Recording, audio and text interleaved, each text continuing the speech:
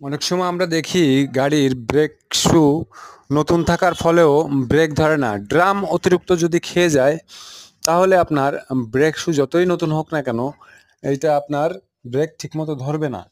আর ধরলেও অনেক দূর পর্যন্ত লিভারটা যাওয়ার পরে তারপরে আপনার ব্রেকটা ধরবে। এক্ষেত্রে আপনাদের কি করণীয়? অবশ্যই সামান্য কিছু করণীয় আছে।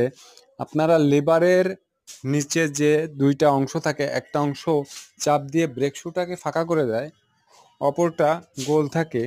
এই গোল অংশে যদি আপনারা তামার তার জাতীয় বা অন্য ওই ধরনের কোনো তার জাতীয় জিনিস আপনারা পেঁচিয়ে দেন, তখন একটু ডিস্টেন্সটা হাইট হয়ে যাবে।